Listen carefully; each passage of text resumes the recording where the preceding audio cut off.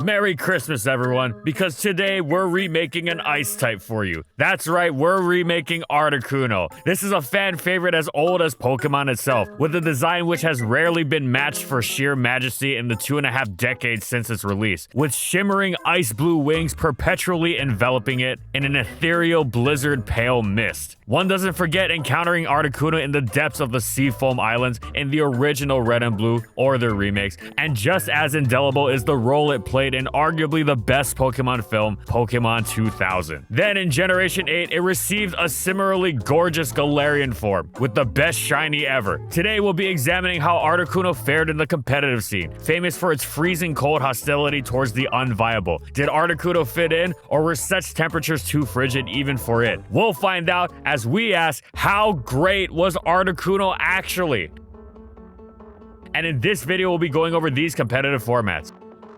Imagine you're on a hike somewhere, enjoying nature, the sunny weather, and the fact that you're away from civilization for a bit. Then out of nowhere, you're caught in a vicious blizzard. It's bone-chillingly cold, so dark you can barely see your hand in front of your face, both of which are getting lashed by wind and snow. It's not outright impossible for you to make it to safety, but the odds are about 90% that you don't. This, in effect, is what it was like to face an unexpected late-game Articuno in Gen 1 OU. Articuno's stab blizzard coming off of a base 125 special was tied for the strongest special attack in the game. Yes, stronger than Mewtwo's Psychic. And with agility, it turned into a frightening late game threat, since Gen 1 mechanics let it use agility to bypass a speed drop from potential paralysis. It was also a terror on account of how badly it destroyed Tier King Tauros, with its great physical bulk letting it tank the Bull's attacks well, and Blizzard absolutely shredding it in return. It was similarly dominant against Snorlax. Its physical bulk was so good, a lack self-destruct, the single strongest attack in the game, would never one-hit KO it from full, maxing out at 91.9% and potentially doing as little as 78%. Articuno's mighty stab blizzard also blasted another late-game staple, Rhydon, for a clean one-hit KO, and threatened the daylights out of Exeggutor as well. The Rhydon example was particularly salient because it gave Articuno a significant edge over RBY's go-to agility sweeper, fellow legendary bird Zapdos, famously blocked completely by Rhydon. Articuno was also not bad in its own right against Zapdos. It'd lose one-on-one, sure, but it withstood Thunderbolt quite decently thanks to its amazing special, taking 53.5 to 63.1%, while Blizzard blasted Zapdos back in return for a whopping 67.8% to 79.8%, meaning Articuno could function as a check in a pinch. Some experimental teams even wound up using both Zapdos and Articuno together for a truly terrifying assault. Sure, there was also a Pokemon named Chansey, which tended to get in the way of special sweeping, but Articuno teams would be designed to give their users the tools to overload Chansey one way or another, especially through constant bombardment of freeze chants littered across several Pokemon so that the opposing Chansey could not escape and would eventually succumb. Even the highly specially bulky Alakazam struggled to comfortably withstand the sheer might of Articuno's blizzard. Articuno was one note, but that one note was potentially the most beautiful thing you ever heard. It was overlooked for quite some time, then began receiving acknowledgement as a decent gimmick Pokemon, and then it was realized, oh, this is no gimmick, this is one of the scariest Pokemon around. It was absolutely not something you wanted to face unexpectedly at the end of a battle, when everything was weakened, because it would put the opponent away with ruthless efficiency. Sadly, that one note Articuno played was also limiting, not because it was just a sweeper, but because when it was countered hard. It wasn't necessarily Chansey, it was the fact that Chansey was so often paired with Starmie. Having to deal with two hard stops made it much more difficult for Articuno to get going. Yeah, the other 4 Pokemon on their team were probably completely destroyed by it, but when your path to success was blocked by 2 of the most resilient Pokemon in the tier, it can be tough to find the sort of consistency you'd like. Oh, and that wasn't all. There were also other ice types, which both resisted Blizzard and were immune to freeze. Okay, Jinx was almost always a lead and would often be sacrificed early. Plus, if push came to shove, even Articuno's average attack was enough to threaten it with Hyper Beam. Oh, then there was Lapras, which completely and utterly blanked it with a quadruple resistance to Blizzard and the physical bulk to laugh at Hyper Beam. But as Articuno was rising, Lapras was falling, as players became more and more disillusioned with the Plesiosaur in light of newfound preferences for Starmie. Okay, so Jinx and Lapras weren't really issues, not enough to meaningfully thwart Articuno's potential consistency anyway. So was there a problem here? Oh yes, there was, and its name was Cloyster, which was basically Lapras but a much better metagame choice. Cloyster with its phenomenal physical bulk, letting it take on Tauros and Snorlax, as well as threatening with a partial trapping Clamp, and packing a powerful explosion to boot. This made it an outstanding Pokemon which only seemed to rise in usage. Dealing with Chansey was one thing, but dealing with Chansey backed by Starmie or Cloyster was even tougher, and thus Articuno struggled to truly take off. Still, it was a legitimately good Pokemon that the RBY player base came to respect and regularly consider, which was a genuine achievement in its own right, and there was little better feeling than unleashing a late game blizzard with it. The final blow to Articuno, however, came in the form of the discovery of the final legendary bird, Moltres. Its Fire Blast was just as strong as Blizzard, and it was almost as physically bulky, letting it act as a solid late game agility sweeper, packing a viciously powerful stab for Exeggutor. What made Moltres pop up in usage was realizing that burn could actually be useful, often dismissed as the inferior status you wouldn't actually want to inflict on opponents since it only dealt 6.25% damage per turn and meant you couldn't sleep freeze or paralyze something like Starmie, which would just recover it off forever. The player base realized that this 6.25% was actually quite powerful in conjunction with Moltres' own partial trapping move, Fire Spin, which effectively functioned like a damaging flinch. Where were these burns coming from? Why, Fire Blast, which had a 30% burn rate in Gen 1. So Moltres could burn a check, then Fire Spin it down into a range to be finished off. Oh, and its attack was much higher than Articuno's, so its Hyper Beam stung much harder when finishing Chansey, Starmie, or Alakazam. Nothing was going to block burns either. Moltres absolutely obliterated Cloyster and didn't really have an equivalent Pokemon that could block it like Cloyster blocked Articuno. Seeing as Moltres could actually potentially deal with its own checks, the player base began to prefer it. However, this is not to say Articuno became outclassed. It still had a legitimate niche. After all, Moltres wishes it crushed Zapdos as hard as Articuno did, and it missed that cold one-hit KO Articuno had against Rhydon as well. So while Moltres was better at dealing with checks, Articuno was much more efficient at sealing the late game deal. So all in all, Articuno was a great Pokemon in Gen 1 OU, and it doesn't end there. Articuno was also superb in Gen 1 UU. Its Blizzard smashed the tier to pieces to hilarious effect. Oh sure, there were Pokemon it didn't like dealing with, like the tiers Waters, Tentacruel, Vaporeon, and Amistar, Freeze notwithstanding anyway, and if Freeze was on the table, Articuno was an active threat. The only time Articuno was well and truly blanked was when Dugong showed up to pull the whole Lapras Cloyster routine on it. Dugong was a good Pokemon in its own right, but the main reason it got used over its excellent water competition was its freeze immunity, the importance of which could not be overstated for dealing with Articuno. Everything else in UU though, utterly mauled. Before it was banned, even Hypno and its huge special stat got utterly walloped. So did Kadabra, which was usually 2-hit KO'd, and those were your better options. Everything else took horrifying amounts of damage. Nothing threatened with the immediacy of Articuno. It's one thing if we're talking the one-hit KOs it scored on common super effective targets in Dugtrio, Dragonite, and Dodrio. But even common natural targets like Kangaskhan and Persian got absolutely shellacked. Even the specially bulky Gyarados was regularly getting crushed for upwards of 40% and doing nothing in return at that. That was another notable factor. Articuno's physical bulk meant it got plenty of opportunity against these Pokemon. Chew on this. Dugtrio's 4x super effective Rock Slide only did 49.6 to 58.4% against Articuno. Articuno was an absolute terror in RBY UU, and that's still not all. Articuno even had a niche in RBY Ubers. The metagame largely had a similar dynamic to OU, and thus Articuno had similar strengths. It was similarly threatened as well, but it could be genuinely threatening. It hit Mew hard with Blizzard and Ice Beam, and shrugged off even Swords Dance boosted body slams. It wasn't going to be breaking Mewtwo on its own, but it threatened freeze on it, unless Mewtwo was paralyzed, in which case Articuno did have a chance at breaking through it if played well. Articuno was more niche than in OU since the margin of error was lower as a result of Mewtwo running around, but it was still a useful Pokemon. So all in all, Articuno had a tremendously successful debut generation.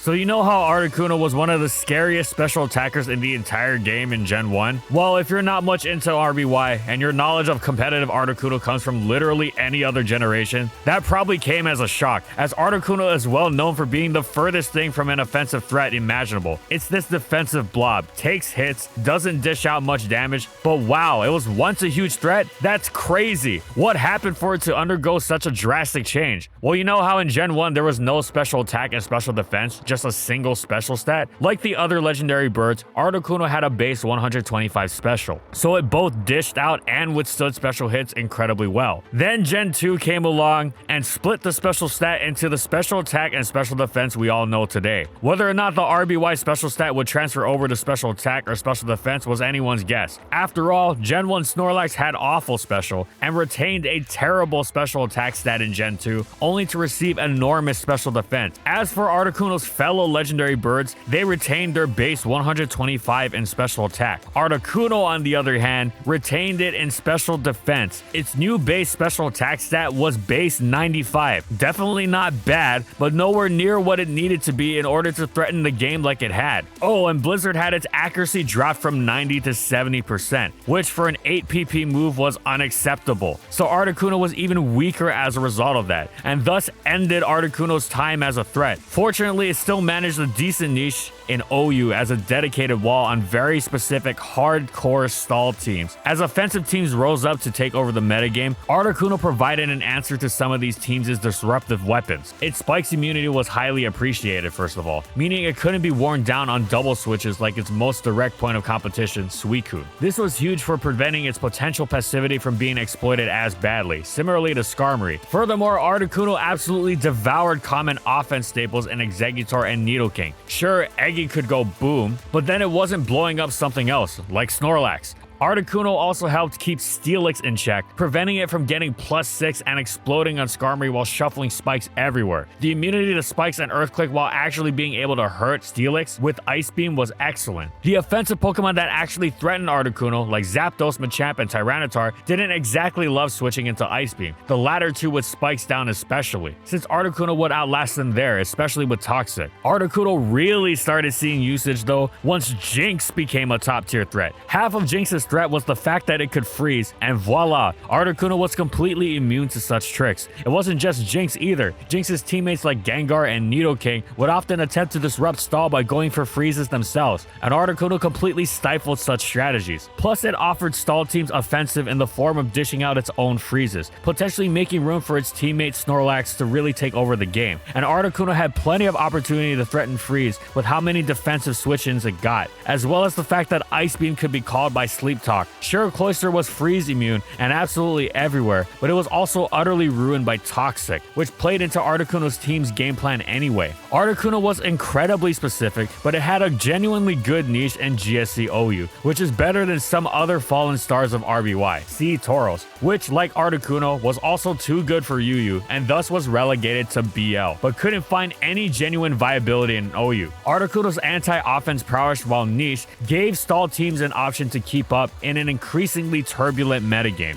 Articuno was actually quite the solid sleeper pick in Generation 3, utilizing a unique Rest Talk Roar set a la Zapdos to take advantage of all the new passive damage flying around, permanent sand, up to 3 layers of spikes, while of course leveraging its own spikes immunity to outlast opponents, but with a distinct set of advantages. Articuno's stat was actually even better at threatening spikes weak Pokemon. Ice Beam would clock several significant targets that Zapdos' Thunderbolt either didn't do enough to or did nothing at all against, like in Salamence, Flygon, and Claydol. This made Articuno a superb spikes abuser, since Pokemon switching into it would be spikes affected. This, in conjunction with its positive matchups against severe metagame staples, made it an efficient user of Roar. It completely and utterly shut down Swampert, and it dealt with Celebi while being able to roar out Suicune effectively and completely shutting down Blissey, PP stalling it with ease. Unlike Zapdos, Articuno laughed at Blissey's Ice Beams. Articuno was quite specific, but it was a legitimate choice, even seeing some tournament success, cementing it as the real deal. Superman teams, which aimed to stack as many spikes immunities as possible, had a place for it, as it fit perfectly into their strategy of being spikes immune while wearing down opposing spikes affected Pokemon. It set up late games for Aerodactyl beautifully, the way it would lure in and roar out the likes of Metagross for instance, as well as the way it completely took advantage of Swampert. It was tough to truly scare Articuno without Rock Slides, and the Rock Slide user wouldn't want to eat its Ice Beams with spikes down. Sadly, when it was discovered that Gen 3 mechanics had been implemented incorrectly on simulators the game was played on for so long, specifically that sleep talk no longer burns sleep terms if one switched out before waking up, meaning sleep talking could make you stay asleep longer, nastily similar to Gen 5 sleep, Articuno's viability completely disappeared. If it wasn't able to threaten ice beams and roars in its sleep, it was simply another passive wall, making it highly exploitable and thus not worth using. Some players tried to use Articuno on intensely slow-paced stall teams, and it wasn't bad, but there was a reason it didn't become a truly established part of the metagame, even in a niche capacity as it had before. Sadly, what could have been a genuinely good generation for Articuno fizzled out, and its BL placement meant it couldn't find any usage in UU. Stealth Rock famously hindered, if not ruined, many Pokemon weak to it, and those with quadruple weaknesses were particularly vulnerable. Thus, Articuno, already rife with flawed defensive typing thanks to partially being ice, suddenly became potentially one of the easiest Pokemon to beat in the game. The trade-off for Ice type's poor defensive typing is generally a great deal of offensive threat, but Articuno didn't have that, and now its poor defensive typing was even worse than ever. Forget a niche in OU or even UU, it tumbled all the way down to NU. Fortunately, there it was quite decent, as its legendary Pokemon status blessed it with a large base stat total that towered over the metagame's generally low power level, allowing it to carve out some sort of niche. While it had much to fear from rocks, it also gained new reliable recovery in Roost, allowing it to run a devilishly obnoxious sub-Roost set, which between Toxic and Pressure, threatened to stall out an enormous portion of the tier. You wanted to switch Charizard into Articuno as a sub? Well, you had 4 Fire Blasts to hit it with, meaning you could get stalled out with incredible ease as it subbed repeatedly, and then you were toast. It would be tough to get Articuno going between rapid spin support and finding the right setup opportunity, to say nothing of the difficulties of slotting it on a team, as if you wanted a quadruple rocks weak Pokemon, you'd often go with the best Pokemon in the tier, Charizard. But Articuno could be tremendously rewarding in a way Zard couldn't replicate, ensuring it had a place. It wasn't an earth-shaking NU behemoth, but it was unique and excellent at what it did, justifying its occasional usage, and thus Articuno had a solid place in the 4th generation NU metagame. Articuno received an outstanding secondary stat move in Generation 5, Hurricane. Sadly, it wasn't nearly enough to launch itself past its flaws in any tier other than NU. Now in NU, offensive Articuno actually packed quite a punch, capable of smashing through nearly the entire tier, but there was one problem. In this capacity, it was completely, utterly outclassed by the incredibly similar Charizard. It was a shame because Articuno was genuinely good in its own right at such a role, but there was nothing it could do to make itself worth using over Charizard. Choosing to do so would just needlessly be using an inferior Pokemon. Sadly, this new power-crept NU also made it incredibly difficult for sub-Roost Articuno to get anything going. In Gen 4, it had actually been quite feasible to Rapid Spin, but in NU, the options were pretty much Wartortle, which were far from a great Pokemon, or just simply grin and bear the rock's weakness. This was worth it for Tier King Charizard, but not at all for Articuno. Thus, Articuno wasn't used in serious tournament play and fell to untiered status, a brutal low for a legendary Pokemon. Fortunately, Gen 6 saw Articuno receive multiple buffs needed to save it from another instance of the dismal fate of untiered. First, there was a new lowest tier below NU, and the low power PU metagame was perfect for Articuno and its legendary base stat spread, with its offenses hitting the tier hard and its defenses absorbing the tier's hits well. Second, the Defog buff offered a crucial new method for removing Stealth Rock, making it much easier for teams to support Articuno's biggest weakness. Third, Articuno received new Ice Stab and Freeze Dry, which hit water types super effectively, greatly increasing its coverage. Articuno became an excellent PU Pokemon, with its sub-Roost set being particularly fierce. It didn't even bother with Toxic anymore, just its stabs, which powered through a great deal of the tier with maximum special attack investment, and even with a build of max special attack and speed, its natural bulk was so impressive that it was still regularly a paragon of hit-taking. Articuno's only real drawback was the fact that it was an Ice type in a tier where one of the 2 best Pokemon around, Rotom Frost, was also half Ice and didn't have that quadruple rocks weakness, so in the event that it had to contend with rocks, it was a lot better off. Thus, competition was fierce. However, Articuno was so potent once again, it got into a groove with sub-Roost that it was a highly regarded, consistently used Pokemon regardless. It pressure stalled bulky Pokemon that might withstand its hits, but struggled to hurt it in return, while effortlessly ripping through the tier's frailer Pokemon. It also withstood hits from effectively, and having an Ice move that tore through common waters in Floatzel, Simipour, 4, Luminion, and Prinplup was just outstanding. Articuno had a rejuvenation in Generation 6, becoming a strong, dependable Pokemon in the new PU tier.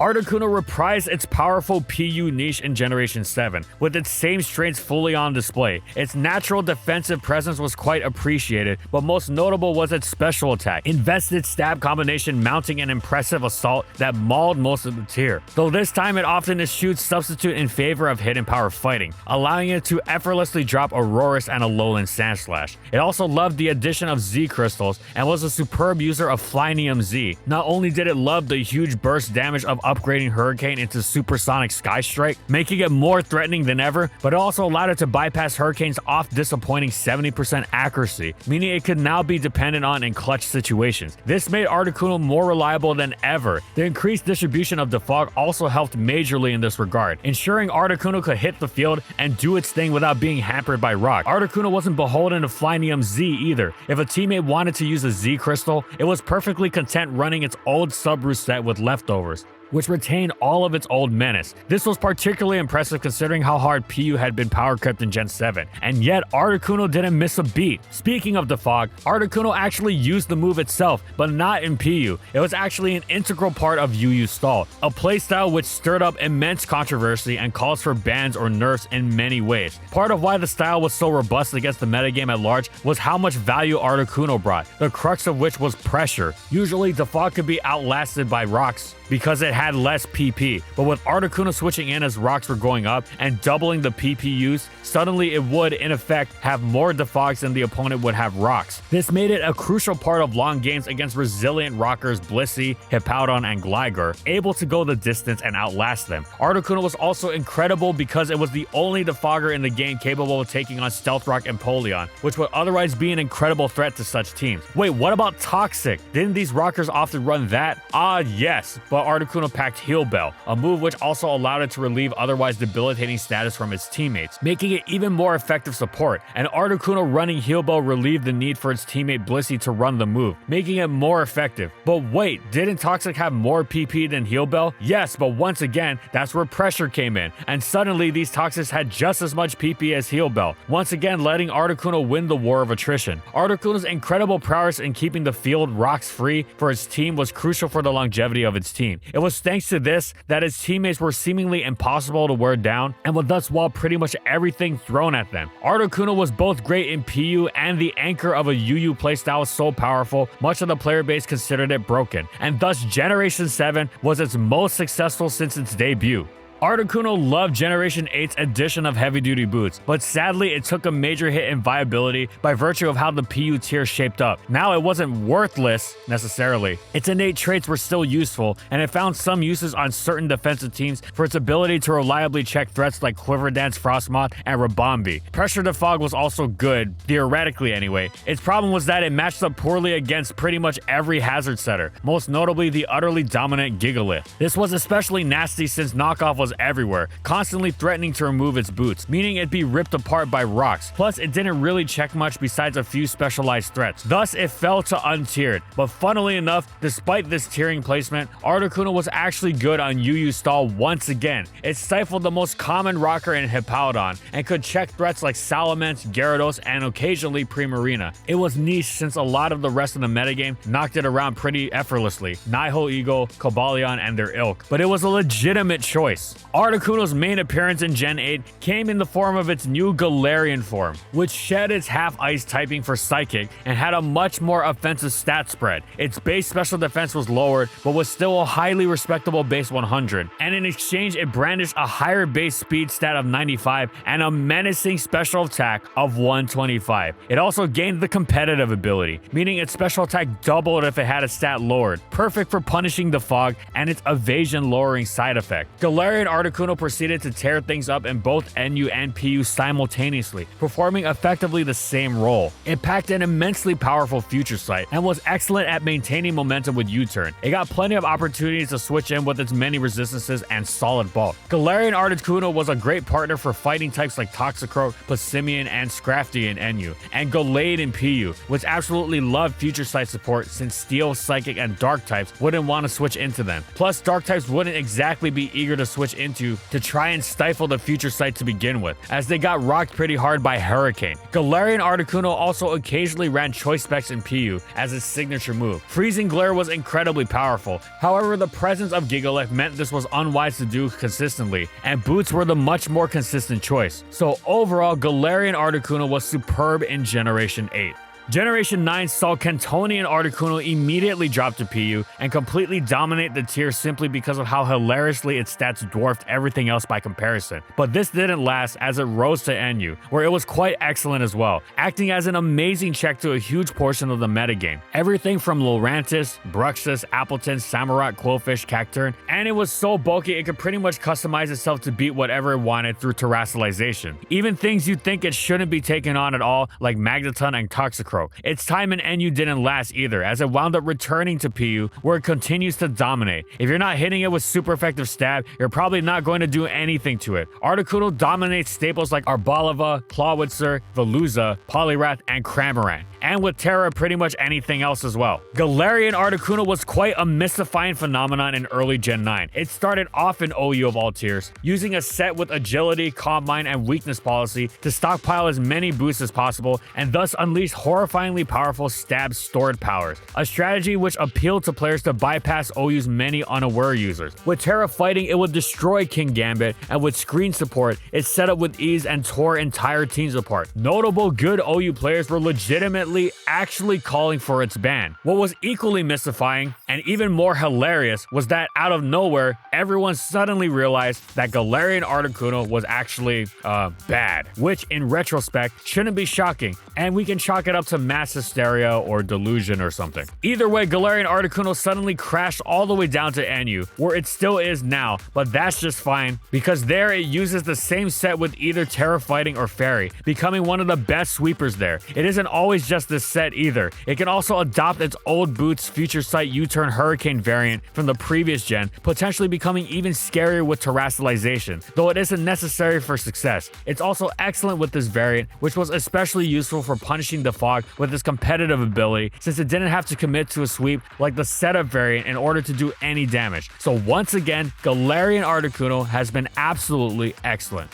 And as for VGC, unfortunately, Articuno's VGC usage is very non-existent throughout the years. Congratulations to Ryan Liu for using Articuno and placing 12th in the VGC 2014 Orlando Regionals. Then in VGC 2020, Alexis Hernandez placed 13th with Galar Articuno. Then at Worlds 2023, in the Regulation D rule set, Articuno appeared again on the teams of Andrew Johnson, Yusuke Suganezawa, and Patrick Donegan. These Articunos use Snow Cloak in order to boost their evasion in the snow from Obama Snow. Then finally in Regulation E, at the time of this video, Articuno's most impressive performance comes from Jamie Boyd placing 9th at the Gdansk Regionals and winning the Grand Finals match of the World Cup of VGC, sealing the deal for Team UK's victory. Galar Articuno has the competitive ability, which is amazing in VGC where Intimidate from Hisuian Arcanine and of course Landorus T is so common. Competitive can also punish Oblique Wind Storm Speed Drop and Breaking Swipe from Support Roaring Moon that Jamie popularized. Galar Articuno also has a good matchup against Urshifu Rapid Strike since it can KO it with Freezing Glare and also punishes Surging Strikes well by donning a Rocky Helmet. Finally, Terra Blast with Terra Ground is used on Galarcuno to punish common Pokemon like Golden Go, Kingambit, and Shiyu, which would otherwise blank its Freezing Glare. During the Gdansk Regionals, Jamie used Calm Mind and Recover on his Galarcuno, but then swapped to Trick Room during the World Cup because it was better for the rest of his team, especially to help support the slow Iron Hands, which is exactly what happened in the finals match.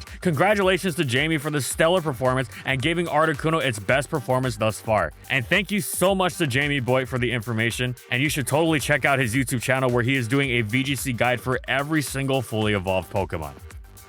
And that's it. So how great was Articuno actually? Well, it's had an interesting up and down history. It had a tremendous debut generation, posing a massive threat in OU, UU, and even Ubers. Then the special stat being split in half knocked it down several pegs for several generations. It still had niches in Gens 2 and 3 OU, but highly specific limited ones. Post Stealth Rocket had a new biggest obstacle. It was good in Gen 4 NU, but also decent but outclassed in Gen 5 NU, leaving it to become untiered. In Gen 6, it received several buffs and became an excellent choice in the new PU tier, where it was also great in Gen 7, and in that gen, it was also a staple of UU stall, the metagame's dominant playstyle. Gen 8 saw its Galarian form take over, becoming an amazing lower tier Pokemon, which carried over into the next generation, as well as briefly being considered ban-worthy in OU, hilariously, though this was probably just a case of misplaced hype. Cantonian Articuno was untiered again in Gen 8, but it came back and was great in PU and NU in Gen 9. So all in all, though it's been through many ups and downs, Articuno has had a rich, successful, competitive career. Thanks for watching, everyone, and as always, if you liked the video and you want to see more, be sure to subscribe to False Swipe Gaming for more weekly Pokemon content, and in the comments, I want to know, how would you buff Articuno or Galarian Articuno, because it really needs it. Whatever it is, let me know in the comments, and thank you so much to our patrons for continued support of our videos, and thank you to everyone else watching as well.